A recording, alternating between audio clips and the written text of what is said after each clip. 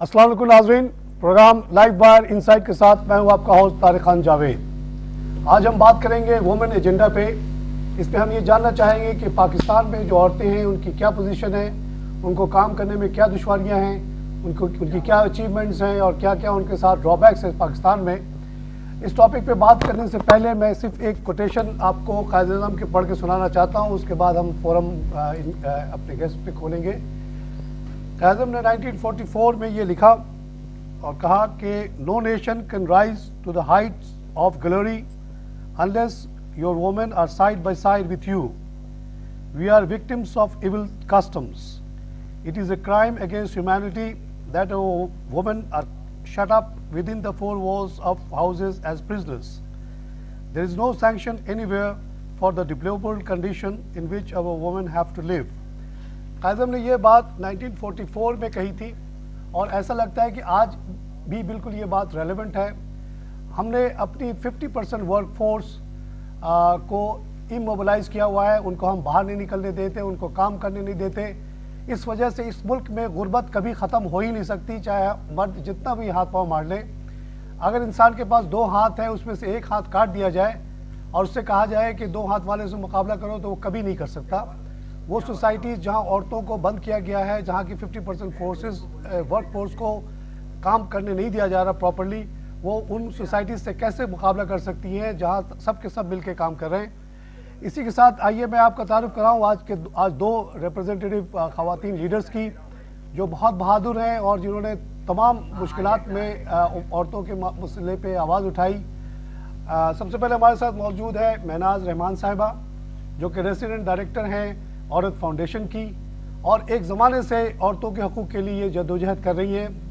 मुझे अच्छी तरह याद है कि वो दौर ज़िया-उल हक़ का जब कोड़े मार मार के और हदूद ऑर्डिनेंस के अंडर तमाम पॉलिटिकल एक्टिविस्ट को घर पे बैठने पे मजबूर कर दिया गया या लोग भाग गए। उस वक्त भी मिसेस रहमान जैसी ख़वातीन ने जद्दोजहद जारी रखी, तशद्दुद सहा, सब कुछ किया। इन्हीं के साथ तशरीफ़ रखती है एक और यंग प्रोफेशनल शैला गुल साहिबा, जो कि OPIF के लिए काम करती हैं VIP रिसर्च के तौर पे।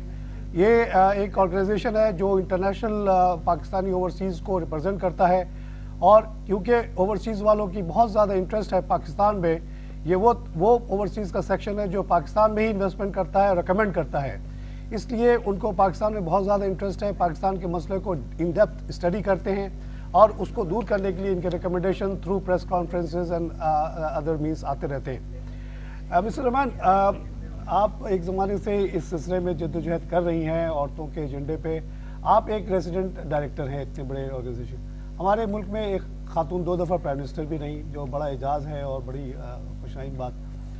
उसके होते हुए बहुत सारी कंपनीज आज हमारी जो हैं वो उनकी CEOs जैसे हम टेलीविज़न की सिद्दीकी साहब हैं, ये लोग होते हुए ये क्या तज़ाद है हमारी सोसाइटी में।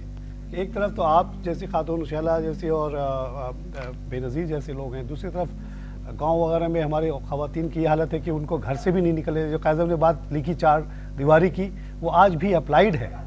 मैं ऐसे लड़कियों से मिला हूँ जिनके पाँव के लिम्सी डेवलप नहीं हुए because they were never allowed after the age of 8 to come out of their houses, so they have never used there legs, so they don't, their strength is not there.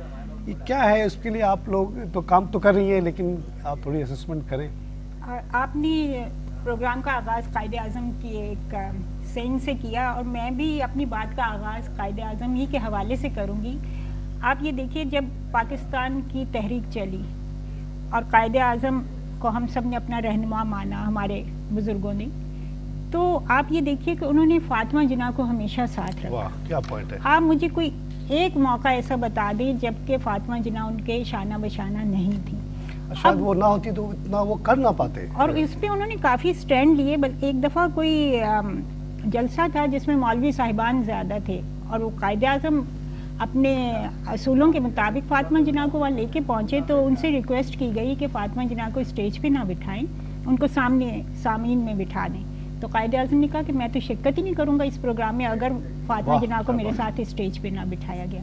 तो आप ये सोचें कि पाकिस्तान का बानी जिसने ये नमूना, अमली नमूना हमारे सामने पेश किया था, اسی پاکستان میں آج عورتوں کے جو حالات جو ابھی آپ نے بتائے اور جو آپ نے ہماری جدوجہد کی طرف اشارہ کیا، تو یہ مطلب ایک بہت ہی تکلیف دہ بات ہے کہ ہم پاکستان کے بانی کے جو عملی نمونہ انہوں نے ہمارے سامنے پیش کیا تھا، ہم نے اس پہ عمل نہیں کیا، اور پاکستان بننے کے بعد وہ لوگ ٹھیکیدار بن گئے پاکستان کے نظریات کے، جنہوں نے کہ قیام پاکستان کی مخالفت کی تھی، جو پاکستان کے قیام ہی کے خلاف تھے۔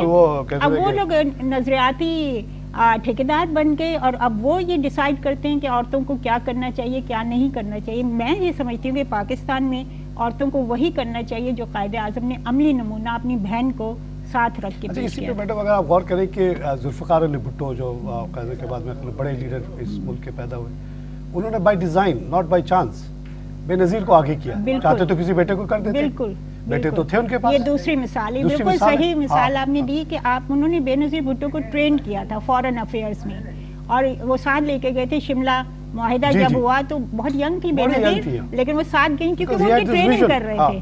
تو یہ جو ہمارے بڑے لیڈرز تھے انہوں نے تو ہمیشہ ایک نے بہن کو ساتھ رکھا، ایک نے بیٹی کو ساتھ رکھا، تو آج ہم کس حوالے سے عورت کو بند کرنے کی بات کرتے ہیں؟ تو میں سمجھتی ہوں کہ بالکل غلط ہے۔ میرا جیسے کنسرن، میں بینکر رہا ہوں، اکانومسٹ رہا ہوں، اور یہاں آنے کا میرا ایک مقصد یہ بھی ہے کہ یہاں کی اکانومی کے ریوائیو کرنے میں اگر میری تھوڑی بہت کنٹریبیوشن، تو میں یہ دیکھتا ہوں کہ میرے سارے راستے بند ہیں، کہ جب تک 50% پاپولیشن کو آپ پراپر ورک فورس میں نہیں لائیں گے، ان کی پروڈکٹیوٹی سامنے نہیں آئے گی، there is no way کہ we can come even close to India or any other country because وہاں سب مل کے کام کر رہے ہیں، ہماری آدھی لوگ کام کر رہے ہیں، ظاہر ہے وہ لیول تو کبھی آ ہی نہیں سکتا۔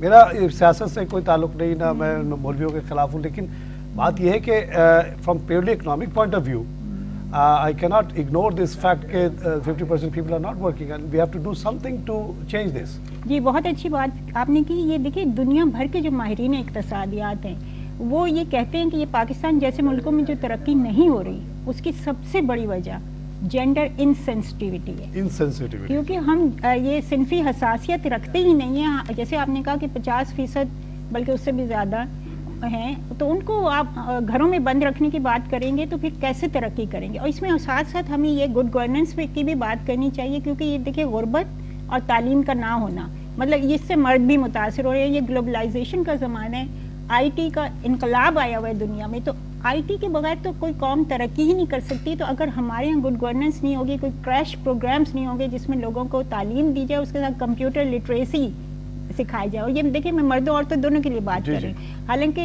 عورت فاؤنڈیشن سے میرا تعلق ہے، لوگ سمجھتے ہیں کہ ہم صرف عورتوں کے لیے بات کرتے ہیں، ایسی بات نہیں، ہم گڈ گورننس کی بات کرتے ہیں، ہم سمجھتے ہیں اس میں مردوں عورتوں دونوں کو شامل ہونا چاہیے۔ اچھا میڈم، میں جب سعودی عربیہ میں رہا ہوں 13 سال، وہاں میں نے تو وہاں عورتوں کو بالکل بند کیا گیا، یہاں سے بھی زیادہ، مگر وہاں کی مردوں کی زندگی اچھی نہیں ہے، کیونکہ ان کو گیس بھی خود لانا پڑتا ہے، پانی بھی خود لانا پڑتا ہے، گروسری بھی خود لانا پڑتا ہے، کسی قسم کی ڈیلیوری سروس وہاں ہے ہی نہیں۔ اس سے مرد کی زندگی بہت زیادہ تنگ ہے، کیونکہ he has to do driving, he has to do everything. تو یہ جو سچویشن میں کریٹ کی ہے، اس سے مرد کی بھی کوئی زندگی اچھی نہیں ہے۔ ان علاقوں میں جہاں عورتوں کو آزادی دی گئی ہے، وہ عورت جو ہے ان کے لیے معاون بن جاتی ہے، وہ بچے کو خود جا کے چھوڑ آتی ہے، سودا صرف لے آتی ہے، بل پے کر دیتی ہے، تو مرد اپنے کام میں زیادہ کنسنٹریٹ کر پاتا ہے۔ تو یہ کر کے تو ہم نے عورت پہ بھروسہ نہ کر کے اور اس کو بند کر کے اپنے لیے نقصان پیدا کیا۔ بالکل، یہ بہت اچھی بات آپ نے کی۔ دیکھیں میں جینڈر ٹرینر بھی ہوں، اور میں تو اپنی جینڈر ورکشاپ کا آغاز ہی اسی بات سے کرتی ہوں کہ یہ جو جینڈر کے ہم نے اسٹیریوٹائپس بنا دیے نا کہ یہ کام صرف مرد کرے گا اور یہ کام صرف عورت کرے گی، تو آپ نے بالکل صحیح کہا، اس میں مرد کا بھی نقصان ہو رہا ہے اور عورت کا بھی نقصان ہو رہا ہے۔ آپ یہ دیکھیں انٹیریئر سندھ میں خودکشیوں کے واقعات اتنے کیوں بڑھ رہے ہیں؟ آپ مطلب پچھلے دنوں یہ حال تھا کہ روز آپ اخبار اٹھائے ایک بے روزگار نوجوان نے خودکشی کر لی۔ کیوں؟ کیونکہ وہ دیکھیے جینڈر اسٹیریوٹائپ ہے نا، کمانا، روزی کمانا جو ہے مرد کی ذمہ داری معاشرے نے بنایا۔ اگر بیچارہ مرد گھر بیٹھا ہے تو جی کھٹو ہے، پلنگ توڑ رہا ہے، چرپائی توڑ رہا ہے، وہ اتنا ڈپریس ہو جاتا ہے۔ تو اگر عورت اور مرد دونوں کے یہ ذمہ داری ہو کہ وہ اقتصادی بوجھ جو ہے مل جل کے اٹھائیں تو یہ واقعات نہ ہو۔ لیکن جب آپ یہ اسٹیریوٹائپ نافذ کر دیتے ہیں کہ نہیں مرد صرف یہی کر سکتا ہے، عورت صرف یہی، تو آپ نے بالکل صحیح کہا کہ مرد کے لیے بھی نقصان دہ ہے۔ چلو آپ کی طرف آتا ہوں، آپ ایک ینگ پروفیشنل ہیں اور ریسرچ کری، پہلے آپ نے ٹیچنگ بھی کی ہے، یہ بتائیے کہ یہ جو آپ ٹیچنگ چھوڑ کر آپ این جی اوز میں آپ کام کر رہی ہیں، تو کیا آپ کو فرق محسوس ہوا؟ کیا آپ کو کوئی پرابلمس ہے وہاں کام کرنے میں ایز اے وومن؟ دیکھیے جناب، جہاں تک ٹیچنگ کا تعلق ہے، یہ تو ایک خواتین کے لیے بہت ہی زیادہ باعزت پیشہ ہے. لیکن اگر ہم اپنے جو معاشرے میں ہم جب ارد گرد دیکھتے ہیں تو ہمیں بہت زیادہ ظلم اور ناانصافی نظر آتی ہے, جس میں سب سے پہلے اگر ہم پاکستان کے حالات کو دیکھیں یا ہم سب سے پاکستان بننے کے فوراً بعد کو ہم دیکھیں تو اس پہ بہت بڑا فرق نظر آتا ہے. جیسے 73 کے آئین میں خواتین کو بہت زیادہ باعزت اور ان کو ایک خاص مقام دیا گیا, اور جنس کے مقام جو بھٹو صاحب نے اور کوئی بھی فوقیت نہیں برتی گئی مرد اور عورت کے درمیان. اور باقی یہ بھی کہا گیا کہ خواتین اور بچوں کے لیے جو بھی ممکنہ حد تک جو بھی ایکٹ بنایا جائے گا اس میں ان کی بہتری کے لیے کوئی بھی اقدام اٹھایا جا سکتا ہے. لیکن یہاں ہم اس معاشرے میں دیکھتے ہیں کہ یہاں تو عورتوں کو اپنی بیسک رائٹس کے بارے میں ہی نہیں معلوم ہے. ہاں, یہ کچھ این جی اوز ہیں جو کام کر رہے ہیں جس سے عورتوں کو اس قسم کی معلومات فراہم ہو رہی ہیں. لیکن اگر ہم کچھ ایسی جگہیں ہیں یا کچھ عورتیں ہیں جن کا این جی اوز تک پہنچ نہیں ہے تو وہ تو بالکل ہی زیادہ ہمیں تو وہاں جو مرد ہیں وہ ان سے بہت ہی فائدہ اٹھا رہے ہیں اور ان کو بہت ہی ایک ایسا معاشرہ بنا دیا ہے. اس لیے دیکھیں, عورت کے جو بنیادی حقوق ہے سب سے پہلے اس پہ جینے کی آزادی ہے, جو عورت کو ہمیں قبائلی سسٹم میں یا آج بھی کراچی کے بڑے جو ترقی یافتہ شہروں میں شمار ہوتا ہے وہاں عورت کو جینے کی آزادی نہیں ہے, یا اس کو تعلیم حاصل کرنے کا حق ہے, اس کو باعزت طور پہ ملازمت کرنے کا حق ہے, یا اس کو اس کے ساتھ ہی اس کو جو ہے وہ حق راہ دہی کا یا اظہار رائے کا حق ہے. تو آج کی عورت جو ہے وہ کیونکہ میڈیا بھی اتنا زیادہ ہماری زندگی پر اثر انداز ہو رہا ہے تو کچھ نہ کچھ جاننے لگی ہے. ہم یہ دیکھتے ہیں کہ 73 کے آئین اور اس سے پہلے جو ہمارا آئین تھا 65 میں, اس سے جب 79 میں ضیاء الحق نے جو قوانین بنائے جن کے اندر حدود آرڈیننس اور خواتین کے شہادت کے خلاف جو ہے وہ جو قوانین بنائے گئے ہیں وہ بہت ہی متعدد نظر آتے ہیں ہمارے جو چلا آپ کو انٹرپٹ کروں گا. ابھی ہم ایک بریک لینا. ناظرین ہم لیں گے ایک چھوٹا سا بریک کے بعد پھر حاضر ہوتے ہیں.